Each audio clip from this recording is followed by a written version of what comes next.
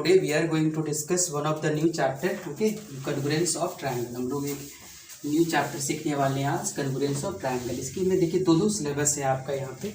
एक आपको जिसमें जो पढ़ना जो है आपको वो आपको बताते हैं congruence of triangle ही पढ़ना है, क्योंकि इनक्वालिटी ये सिलेबस में आपका 2020-21 का सिलेबस में आपका नहीं है, ठीक है, क्योंकि ये जो है ये इक्वालिटी ऑफ ट्रायंगल जो है उसको हटा दिया गया है, ठीक है। तो आपको हम सिर्फ कॉन्ग्रुएंस ऑफ ट्रायंगल के बारे में पढ़ाएंगे, कॉन्ग्रुएंस ऑफ ट्रायंगल के बारे में पढ़ाएंगे, ठीक है। तो ये चीज़ आपके बारे में आपका ये सिलेबस है, इसी को आपको अच्छे से पढ़ना है, ठीक है। ये आपका और जो इसकी जो सेकेंड पार्ट था इनक्वालिटीज़ ऑफ ट्रायंगल वो आपको हटा दिया गया है, उसको आप नहीं पढ़ना है। अगर आप एनसीईआरटी यूज करते हैं तो इसका जो लास्ट एक्सरसाइज होगा उसको आपको नहीं पढ़ना है, बाकी सारे एक्सरसाइज को पढ़ना है। अगर RS अग्रवाल यूज करते हैं तो आप इनक्वालिटीज़ का एक आपका सेपरेट चैप्टर है, उसमें आपको उसको नहीं पढ़ना है। तो सबसे पहले हम लोग एक जो तो समझ में आता है, सबसे पहले हम लोग ट्रायंगल को तो बाद में पढ़ेंगे, सबसे पहले हम लोग कॉन्ग्रुएंस पढ़ेंगे, ठीक है। कॉन्ग्रुएंस क्या होता है, ठीक है। तो कॉन्ग्रुएंस का मतलब आपको ये समझ में आना चाहिए, अगर दो फिगर्स का जो है, अगर दो फिगर्स हो जिसका जो इक्वल शेप एंड साइज, ठीक है, इक्वल शेप एंड साइज हो, अगर दो फिगर्स का इक्वल शेप और साइज हो तो हम लोग उसको कॉन्ग्रुएंस फिगर कहते हैं, ठीक है। मतलब उसका फिगर क्या होना चाहिए, इक्वल शेप होना चाहिए और साइज। शेप का मतलब आपको पता होगा, जैसे एक ट्रायंगल है तो दूसरा भी ट्रायंगल होना चाहिए, एक रेक्टेंगल है तो दूसरा भी रेक्टेंगल। शेप का मतलब ये होता है, ठीक है। शेप का मतलब आपका सेम नेचर का शेप, मतलब अगर ये आपका सर्कल है तो दूसरा भी क्या होगा, सर्कल होगा। एक से आपका क्वाड्रिलेटरल है, दूसरा भी क्या होगा, आपका क्वाड्रिलेटरल होगा, ठीक है। साइज का मतलब होता है कि जिससे साइज का मतलब हो गया कि अगर हम लोग दोनों को पूरा कवर करें, ठीक है, दोनों को अगर पूरा कवर करें तो अगर वो दोनों को कवर कम्प्लीटली कर जाए तो अगर हम उसको हम लोग कहेंगे क्या, कॉन्ग्रुएंट फिगर। सपोज देखिए आप एक जैसे यहाँ पे एक हम यहाँ पे लाइन लिए हुए हैं, ठीक है, लाइन सेगमेंट, ये आपका AB है, इसी को हम लोग यहाँ पे कहेंगे PQ भी है, ठीक है। ये आप देखिए दोनों लाइन, ठीक है, आप दोनों देखें, आप इसको हम लोग ऐसा भी लिख सकते हैं, इसको ऐसा भी लिख सकते हैं, जैसे ये आपका A है, ये आपका B है, ठीक है। दोनों का आप देखें, दोनों जो है सपोज दोनों का जो लेंथ है वो क्या है, 5 सेंटीमीटर है, ठीक है, या 4 सेंटीमीटर लेते हैं, ये क्या है 4 सेंटीमीटर, ये भी क्या है 4 सेंटीमीटर। तो आप यहाँ देखें, यहाँ पे एक चीज़ आपका इक्वल शेप देखिए अलग है, एक ही है क्योंकि दोनों क्या है लाइन है, ठीक है। साइज भी देखिए, ये भी 4 तो ये भी क्या है 4, तो इसको इस दोनों लाइन को हम लोग क्या करेंगे, ये दोनों क्या है कॉन्ग्रुएंस है, ठीक है। हम लोग ये समझेंगे ये दोनों लाइन क्या है, कॉन्ग्रुएंस है, ठीक है। जब भी कॉन्ग्रुएंस को हम लोग रिप्रेजेंट करेंगे तो ये सिंबल से हम लोग कॉन्ग्रुएंस से रिप्रेजेंट करते हैं, ये सिंबल होता है आपका कॉन्ग्रुएंस का, ठीक है। तो आपको ये सिंबल से समझ जाना है ये जो है कॉन्ग्रुएंस है, ठीक है। अगर आपकी क्लास 10 के सिलेबस में अगर ऐसा हो तो आपको ये समझना हो सिमिलर है, आपको बताया जाएगा कि सिमिलर क्या होता है, सिमिलर फिगर क्या होता है। तो आप सबसे पहले आप कॉन्ग्रुएंस के बारे में सीखेंगे। ये अगर इस तरह की फिगर हो तो आपको समझ जाना ये क्या कॉन्ग्रुएंस है। जैसे अगर ये ऐसा सिंबल होता है, कभी कभी ऐसा सिंबल मिलेगा आपको, तो ये आपका इक्विवेलेंट है। इक्विवेलेंट का मतलब आपको समझ में आना चाहिए, इक्विवेलेंट है, ये सिंबल जो होता है इक्विवेलेंट है। जैसे अगर आपको हम एक आपको एग्जांपल देते हैं इक्विवेलेंट का, ये अगर सर्कल है रेडियस 2 सेंटीमीटर का, एक सर्कल है रेडियस 4 सेंटीमीटर का, ठीक है। तो ये दोनों जो सर्कल है ना उसको हम लोग क्या कहेंगे, दोनों सर्कल इक्विवेलेंट है, ठीक है, ये है इक्विवेलेंट, ठीक है। ये इक्वल नहीं है, इक्विवेलेंट है, मतलब सेम नेचर का है, ठीक है। ये चीज़ का सिंबल आप समझें, ये दोनों ये सिंबल का मतलब ये कॉन्ग्रुएंस को कैसे हम लोग रिप्रेजेंट करेंगे। ये वाला सिंबल आपका जो होगा कॉन्ग्रुएंस का होगा, ये सिंबल जो होगा आपका सिमिलर का होगा, ये सिंबल जो होगा आपका इक्विवेलेंट का होगा, ठीक है। अब हम लोग डिस्कस करेंगे कि आपको ये तो समझ में आ गया होगा कि अगर दो फिगर्स को हम लोग कॉन्ग्रुएंस तब बोलेंगे जब दोनों का शेप और साइज, ठीक है। अब 1 बाय 1 हम लोग क्या करेंगे, इसको हम लोग समझेंगे, ठीक है। आपको तो ये बता चुके हैं ये कैसे रिप्रेजेंट करते हैं, ठीक है।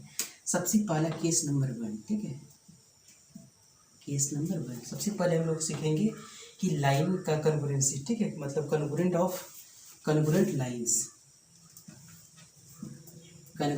लाइंस, ठीक है। आप समझे यहाँ पे दो लाइन कॉन्ग्रुएंट तभी होगा, आपको जो है 2 लाइन सेगमेंट को लिखते हैं, इसको कॉन्ग्रुएंट लाइन सेगमेंट, ठीक है। 2 लाइन सेगमेंट जो होगा कॉन्ग्रुएंट तभी होगा जब दोनों का जो है शेप के दोनों का लेंथ क्या हो, इक्वल हो, ठीक है। मतलब यहाँ पे लिख देते हैं, यहाँ पे 2 line segments are congruent, 2 two line segments are congruent, ठीक है, इफ द लेंथ जो होगा, इफ इसका जो लेंथ होगा या कनगोरेंट ओनली व्हेन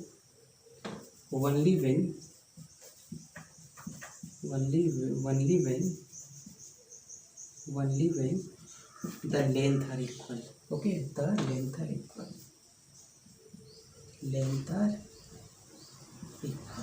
ठीक है। ये चीज़ हम लोग समझेंगे। मतलब सपोज आप देख लें, एक एग्जांपल देते हैं आपका, जैसे ये एक लाइन है, ठीक है, एक लाइन सेगमेंट ये है, ए बी है, ये कितना सेंटीमीटर का है, ये 4 से 5 सेंटीमीटर का है। दूसरा लाइन सेगमेंट भी है आपका, जिसका जो है वो क्या है, पी क्यू, ये क्या है, पी क्यू, ये भी कितना 5 सेंटीमीटर का। तो हम लोग यहाँ पे क्या बोलेंगे, ये जो लाइन है, ये जो लाइन सेगमेंट है, यानी ए बी जो लाइन सेगमेंट है वो आपका क्या है, कनगोरेंट है। इसका ऐसा लिखेंगे, A B is congruent to P Q, ठीक है, ये चीज़ हम लोग लिखेंगे, ठीक है। ये चीज़ आपका है कि कनगोरेंट ऑफ लाइन सेगमेंट का, ठीक है। तो ये हो गया केस नंबर 2। केस नंबर 2 में आपको क्या देखना है कि यहाँ पे कनगोरेंट क्या होगा, कनगोरेंट एंगल्स, कब दो एंगल कनगोरेंट होगा, ठीक है, कनगोरेंट एंगल्स। तो ये आप समझे कनगोरेंट एंगल्स क्या होगा, आपको ये समझ में आना चाहिए। To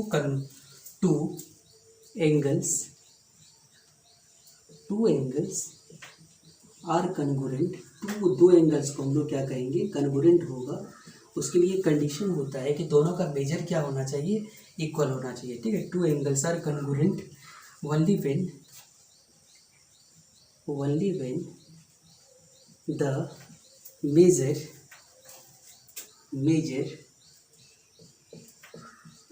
of an angle are equal, ठीक है। तो आपको दो ये चीज़ समझना है। जैसे कि आपको देखिए यहाँ पर सबसे पहले ये है, ये मान लेते हैं एक एंगल बना लिया, जैसे ये आपका 60 डिग्री है, ठीक है। मान लेते हैं ये क्या है, यहाँ पे ए है, यहाँ पे आपका बी है और यहाँ पे आपका सी है, ठीक है। नेक्स्ट एंगल लेते हैं हम लोग, हम लोग यहाँ मान लेते हैं क्या, ये पी है, ये क्यू है, ये आपका आर है, ये भी कितना है 60। देखिए दोनों का मेजर क्या है, आपका दोनों का मेजर जो है इक्वल है। इसका मतलब इसको ऐसा लिख सकते हैं, angle A B C is congruent to क्या होगा, एंगल पी क्यू आर, ठीक है, एंगल पी क्यू आर। इसको ऐसा भी हम लोग लिख सकते हैं, ठीक है, क्योंकि ये दोनों आपको ओवरलैप करेगा। जहाँ पे आपका जो होगा, जहाँ पे आपका बी है वहीं पे आपका क्यू भी होगा, ठीक है, और जहाँ पे आपका पी है वहीं पे आपका ए भी होगा, और जहाँ पे आपका सी है वहीं पे आपका क्यू आर भी होगा, ठीक है। तो ये आपका कितना होगा, 60 डिग्री।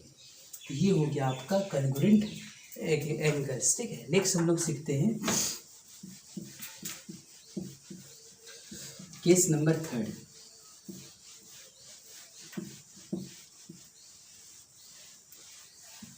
केस नंबर 3 में हम लोग सीखेंगे केस नंबर 3, ठीक है। केस नंबर 3 होगा कनगोरेंट क्या होगा, सर्कल्स। आपको पता होगा दो सर्कल्स तभी कनगोरेंट होगा, ठीक है। कनगोरेंट सर्कल्स में दो सर्कल तभी होगा जब दोनों क्या हो, दोनों का जो रेडियाई क्या हो, इक्वल हो, ठीक है। मतलब टू सर्कल्स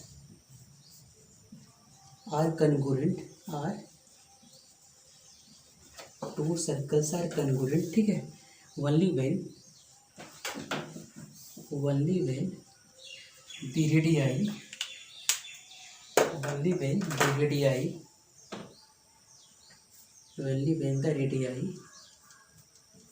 इक्वल, ठीक है, रेडियाई आर इक्वल। अगर दो सर्कल का रेडियाई इक्वल हो जाए तो हम लोग उसको कनगोरेंट सर्कल बोलेंगे, ठीक है। जैसे आप देखें यहाँ पे, ठीक है, ये मान लेते हैं इसकी जो रेडियस है आर इक्वल्स टू ये है, इसकी रेडियस जो है ये आपका R2 है, ये आपका मान लेते हैं ये 2 सेंटीमीटर है, ये भी आपका 2 सेंटीमीटर है। तो ये क्या हो गया आपका R1 इक्वल्स टू क्या है आपका R2, तो ये आपका क्या हो गया, कनगोरेंट हो गया, ठीक है। ये चीज़ आपको समझना है, ठीक है, कनगोरेंट सर्कल्स। नेक्स्ट जो है केस नंबर 4, ठीक है। नेक्स्ट जो हम लोग केस नंबर 4 डिस्कस करेंगे। केस नंबर 4 हम लोग ट्रायंगल को नहीं देंगे, 5 नंबर केस देंगे उसका, क्योंकि उसको हम लोग अच्छे से हम लोग को उसको स्टडी करना है, ठीक है। तो हम लोग केस नंबर 4 देंगे किसको, क्वाड्रिलेटरल को, ठीक है। तो यहाँ पे हम लोग लिख देते हैं कन्गुरेंट ऑफ क्वाड्रिलेटरल, ठीक है, कन्गुरेंट ऑफ क्वाड्रिलेटरल। तो आपको ये समझ में आना चाहिए, जब भी दो अगर क्वाड्रिलेटरल कन्गुरेंट तभी होगा जब क्या हो, उसका all angles and sides are equal. अगर ऐसा कंडीशन हुआ तो आपका वो क्या होगा, कन्गुरेंट होगा, अदरवाइज कन्गुरेंट नहीं होगा। जैसे एक स्क्वायर है, ये स्क्वायर है, ये ए है, ये बी है, ये सी है, ये डी है, ठीक है। ये है सारा स्क्वायर का, ये है, ये आपका क्या है, एक स्क्वायर है। एक नेक्स्ट स्क्वायर है, तो ये स्क्वायर जो होगा ये क्या आपका है, पी है, ये आपका क्यू है, ये आपका आर है, ये आपका एस है। तो ये जो होगा स्क्वायर जो है, ये आप मान लेते हैं ये भी एक स्क्वायर है, और इसकी जो साइड है कितना है, 4 सेंटीमीटर है। तो दोनों का देखिए, दोनों सेम नेचर का है, इसका मतलब ये क्या होगा, आपका कन्गुरेंट होगा, ठीक है। सो मेरा लास्ट टॉपिक जो होगा वो आपको होगा कन्गुरेंट ऑफ ट्रायंगल्स, जो हमको इस चैप्टर के बारे में हमको स्टडी करना है, सारी चीज़ हम लोग को स्टडी करेंगे, ठीक है। कन्गुरेंट ऑफ ट्रायंगल्स का, ठीक है। तो ये स्टार्ट करने के पहले आपको जो है ये सारी चीज़ को आप अच्छे से समझ लें, ठीक है। ये सारी चीज़ आपको समझ लें क्या, ताकि आपको जो हो ये सारी चीज़ में परेशानी ना हो, ठीक है। तो ये चीज़ आपको ध्यान में देना है, ठीक है। आप कन्गुरेंस ऑफ ट्रायंगल के लिए आपको जितने भी इसका कन्गुरेंसी का कैरेक्टरिया है वो आपके सिलेबस की चीज़ है, उसको आपको अच्छे से पढ़ना है। कुछ आपको ये देखना है, जैसे कि मान लेते हैं ये एक लाइन सेगमेंट है, आपको ये चेक करना है कौन सा कन्गुरेंट है, कौन सा कन्गुरेंट नहीं है, ठीक है। ये आपका 3 सेंटीमीटर है। नेक्स्ट जो है ये पी क्यू है, ये आपका 4 सेंटीमीटर। आपको ये देखना है वो कन्गुरेंट है कि नहीं है, ठीक है। नंबर 1। नंबर 2, ठीक है, एक एंगल लिया हुआ है यहाँ पे एक एंगल दिया हुआ है, ठीक। ये आपका है 45 डिग्री, ये आपका है 50 डिग्री। तो ये आपको देखना है कन्गुरेंट है कि नहीं। यहाँ पे इसका नाम लिखना है आप ABC, इसका नाम देना है PQR, ठीक है। नेक्स्ट जो है